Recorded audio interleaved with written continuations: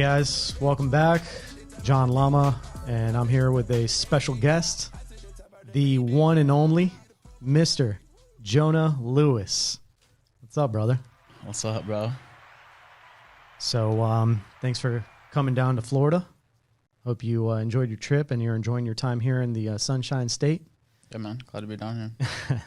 So, I just want to get a hold of you here for a few minutes and record some content for some agents so we can kind of give them some insight on what it's like to be inside the mind of this animal that is Jonah Lewis and how they can write all this insurance like you do and how to book all these appointments like you do so they can get in front of more people and help some more families. So before we get into the nitty gritty of maybe a little bit of in-home, let's talk about how you get to the home and how you get in front of people to see and write insurance. So obviously it all starts with the phones. All starts with the phones. All right. So why don't you share with some agents what your dial day looks like? Yeah, so my dial day, I'm starting at 7:30. Like, I'm starting my first dial at 7:30, so I'm usually at my desk in between 7:15. Have all my spreadsheets set up, everything ready to go. Making my first dial at 7:30, and I'm locked in until I have all my appointments set up. So if I have to dial till 8:30, 9 o'clock at night, that's what I'm doing. A lot of times I'm done sooner, but typically, that's how long it takes. I'll usually take a few hours off in the afternoon, call new agents, do whatever else, send some emails. But, I'm pretty locked in all day just dialing because your dial days are the most important days of the week. Because if you don't have enough appointments set up on those dial days, the rest of your week it's going to fall apart. And it's just not going to be, you're not going to help as many families. You're not going to make as much money. So dial days is where it starts. So you don't sleep in until, 7:30, 8:30, and then roll out of bed and get on the phones at like 9, 10 because, I don't have a boss. Cool, yeah, just, get out of bed whenever I want. And it doesn't work that way, does it? No, never. This is your own business. And so what you put in is what you get out. And the life of an entrepreneur, I mean, you're working for yourself. So you should be more disciplined than you were prior to working for a boss. That's the way I see it. Get out of this what you put in. Exactly. Okay. All right. So you're on the phones. You got a ton of leads. So Monday, when are you buying your leads for Monday? I buy leads every day. I stock up every day. Yeah. Why do you do that every day? Because they get loaded into the CRM every day. If I just bought leads once a week, twice a week, I wouldn't have enough leads. So I hop on the CRM every day, and I snatch up all the leads I can. You don't put a count on it. You just whatever's there every day. Whatever's there, and that's what I get. So yeah, man. So it doesn't matter if at the end of whatever period of time, come dial day, you might have 60 combined, you might have 150 combined. Whatever's there, you buy. Yep, whatever's there, as many as I can. Okay. And you went over your scheduling on how you start your dial days and how long you dial. How many appointments you book in on average per day? Per day, I'm booking about 10 on average. So 8 to 10 weekdays, and then on Saturdays, it's usually about 10 to 12. I'll typically try to book 12 for Saturday. Okay. All right, cool. So you're seeing about 36, 40 people a week. Mm-hmm. Okay. You leave your house early in the morning because we're on the phone at the same time every morning. When you leave, when I leave, we're always on the road. We're in the field. And then you get home super late. You go out and you see these clients. Why don't you give us a quick synopsis of what that looks like when you get out of your car, or maybe as you're approaching your state of mind, what you do to clear your head, because you don't want to bring that baggage into the appointment, right? Yeah. So, regardless of what's going on in your life, we all have, life is crazy. You're going through whatever else. Just clear your mind before you go into that appointment, and your sole focus is, you're going in there to help that family and serve that family. And so, whatever's going on, put that aside. I'm pulling up, I'm pretty quick. I don't really hang out in my car. I'm right to the door, hey John, here for the mortgage protection, shoes on or off. And then I'm coming in. I'm coming into the house. Very assumptive. Very assumptive. I love that. No doubt. Hey, think I'm here. Or no. Did we speak yesterday? No. Yep. No. Just, hey John, shoes on or off. Here for the mortgage protection. Let's go. Let's do it. Yep. Simple as that. So I'm going in the house. And then, I'm building, I'm always complimenting them on something. I'm building some rapport, but I'm not building a ton. I'm not BSing with them for, 10, 15 minutes. It's, I'll compliment them on something, beautiful house, I love the area, beautiful neighborhood, or those are your kids, whatever else. And then, I'm leading the way to the table. Couch is not preferred, preferably sitting at the table, and I'm leading the way. Why is that? Let me, real quick, for new agents, why is that, do you think? It's just, you're just coming off confident, you're just staying in control. But why the table and not the couch? Because the tables were done, business is done. 100%. So for you new agents out there, and you walk into a house and clients just kind of guide you into the family room, that's where they're comfortable. That's where they just want to relax. But we're not there to be comfortable. We're there to do business, and we go to the table. So very important.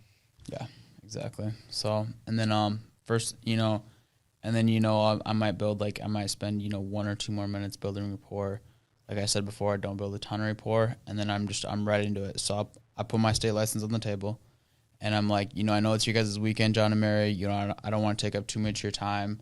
So I'll be in and out of here for you guys, and I'll get right into it. First things first, here's my state license. So I'm not only licensed by the state of Illinois to be here and go over this with you, but I'm also licensed by the Department of Insurance as well. And like I had briefly explained on the phone, as a medical underwriter, it's my job. I'm going to spend a few minutes asking you guys some health questions, a few minutes asking you guys some, some health and some financial questions to, see what you're best eligible for. And then on top of that, as an underwriter, I work with about 25 different carriers, so based on your needs, your health, and your budget, kind of figure out the best option and the best company to go with. And then from there, submit a request and see if we can get you guys coverage. Does that make sense? So let's just kind of break that up real quick. So from the get-go, you're going right into the process. You're not necessarily digging into a little bit of the why? So after I kind of set it up, I set up how the appointment's going to go. And then after that, that's when I get into the why. And because the why is the biggest thing. If you don't get the why, if you don't figure out why you're there, then it's, that's the most important thing. No foundation. There's no foundation. There's no structure.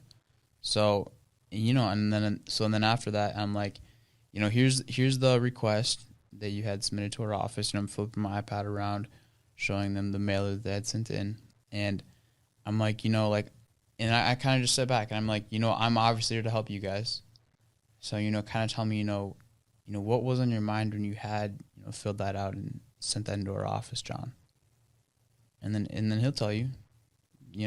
I wanted to make sure, my family has protection. Makes your life easier. Exactly. And then from there, and then now that you have the why, and then you just get into deeper, and then you turn to the wife and you're like, okay, Mary, so, let's say, God forbid, I came a day late and, John didn't come home. What does that look like for you today financially? What does that look like for you and the kids, Mary? And then usually John, he'll try to butt in and say something like, I turn to John, I'm like, John, respectfully, you passed away. Like, I love that. Yeah, like you're no longer here. And then, and then I ask Mary, I'm like, Mary, I ask her again, Mary, what does that look like for you? And then she'll tell you. And then from there, you just take the financial inventory, and just fill it out and, provide them the best option that they qualify for. I love that part where, you're not afraid to get uncomfortable with, a husband and wife. The husband, somebody always wants, there's always that couple where you're talking to one person and somebody else wants to chime in. And I've done that once or twice. Like, oh, wait, hold on, time out. Remember, you were in the accident yesterday. So, Mary, it's your turn. Or Jim, Mary, I'm sorry, but you were in the accident. Jim, it's your turn. Mm-hmm. And it works. And what we're doing, guys, why it's so important to make sure we get that foundation by finding our why and our reason, and also to build a little bit of urgency. That's why those types of questions and getting that uncomfortable situation out on the table, it's to build urgency and value, and it's super vital for the structure of our appointment. Oh, 100%. And you wouldn't believe how many times I've gotten, well, I don't know.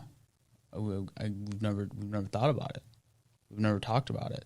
I'm like, okay, well, that's why I'm here today. Perfect. That's a good thing I'm here. Yeah, that's what we're going to figure out. Good. So, yeah.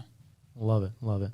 So, and then at that point, that's when you bust out the financial inventory. You start running through their health, or do you do financial inventory as well? Like ask their 100% every appointment. Always take the financial inventory. Yes. Is that where you find your premiums? Yes. Yep. So we're figuring out, if they're young, I'm asking them, do you hope to pay off the mortgage early?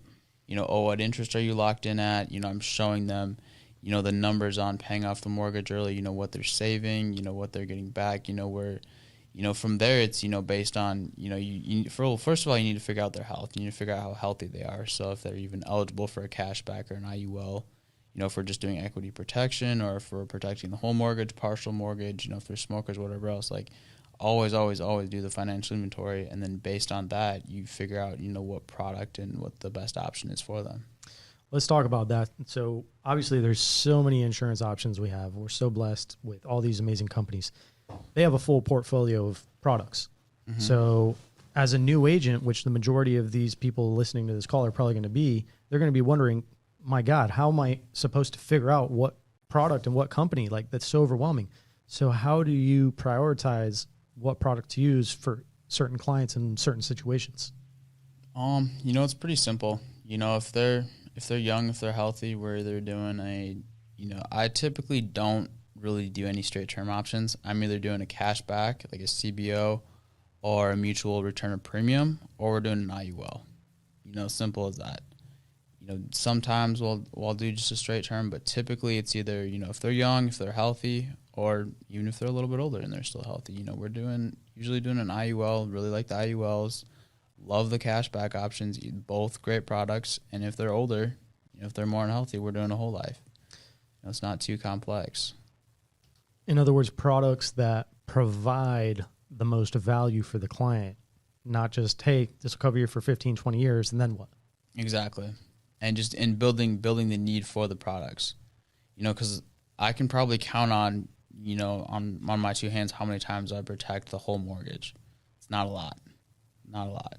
So usually when I'm going in there, especially if they're older, like if you're going into, if John and Mary, they're 75 and 76 and they're on a boatload of medications, then you're going in there and they're thinking, we're going to protect our $200,000 mortgage, and you're showing them, hey, that's not realistic, and you show them, in equity protection, how you can protect their mortgage with a $30,000 whole life.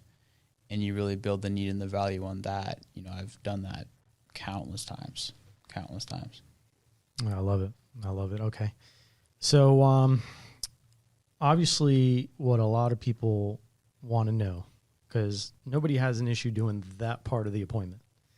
But what people do have difficulty overcoming is when they go through the worksheet and they go through the financials and they put out those three options and then start the objections.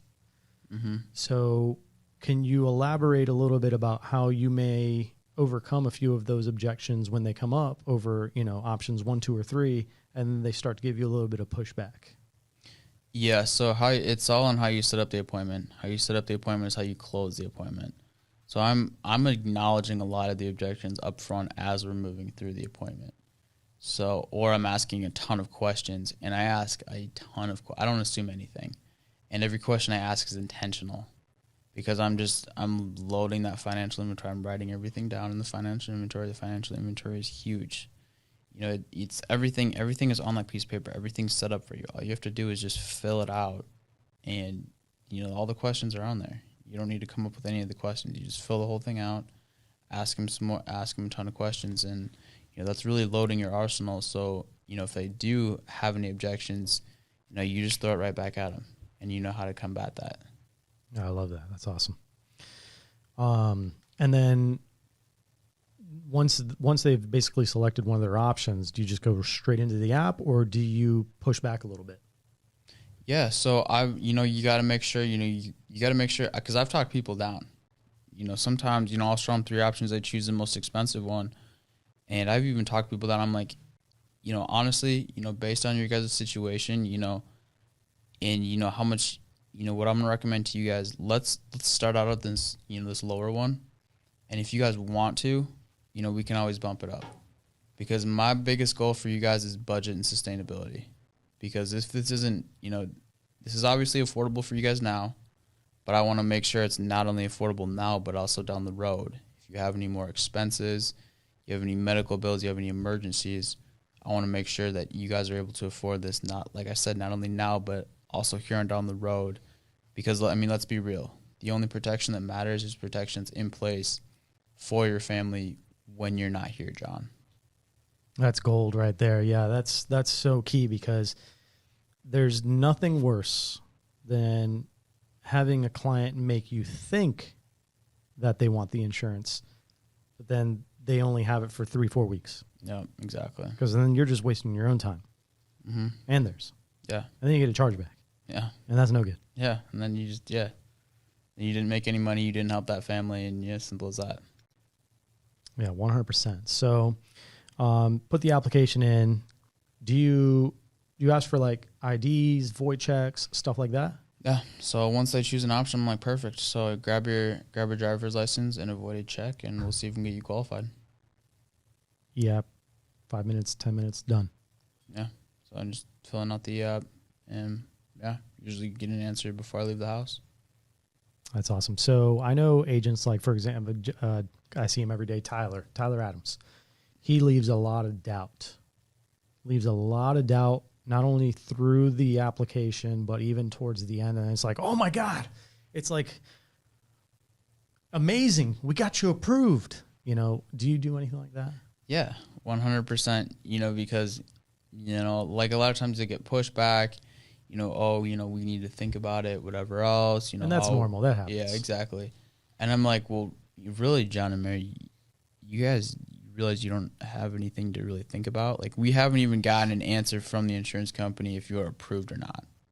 So really, like, before we have an answer from the insurance company, there's really nothing to think about. So grab your license and let's see if we can even get you approved.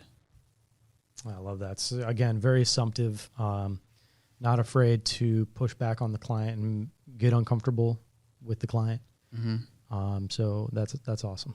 Yeah. And I think a lot of agents are probably intimidated and feel uncomfortable with doing something like that, but you have to get comfortable being uncomfortable in certain situations in this business. Oh, 100%. And like, you have to realize that you're not there on a social call.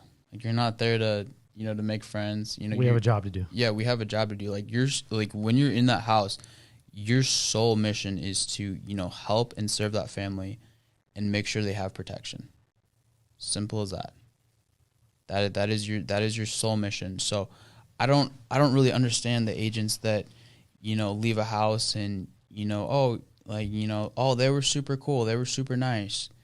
I really liked that point. I'm like, well, did you help that family? Well, no. They needed to think about it, but they were really cool. No, like, if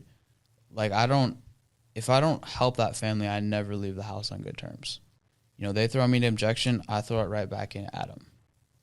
And, any objection they give me, I throw it right back at them until, they either, it gets to the point where we either put an application in or they tell me, hey, you need to leave. It's time to get packing. Yeah. It's like not on the first, second, third, fourth, maybe the fifth, maybe on the sixth. No, definitely. Like, once they're getting their shotgun, all right, definitely packing up and going. That's when it's time to head out. But before that, no, we're putting something in place. All right, cool. So a little bit of insight on how to write a lot of insurance. You just do that a whole heck of a lot of times every single week. Absolutely. Pretty much. It's not hard. I mean, it's hard or not hard? It's simple. It's not complex, but it's hard work. Nothing we do is really that hard, but you definitely have to work hard at it. So it's simple, but you still got to work hard. Simple, but hard work. I mean, that's pretty well said. It's a very simple job. It does take a lot of hard work, so I 100% agree with you on that. That's why I'm losing my hair left and right and getting a lot of grays. But that's awesome. So keep doing what you're doing. Keep crushing it. Stay humble. Stay hungry. Always. Which I know you are. Always. Rocking the shirt. The best shirt in FFL. Absolutely. And, let's keep growing this thing and helping family, brother. All right? 100%. All right, man. So, all right, bro.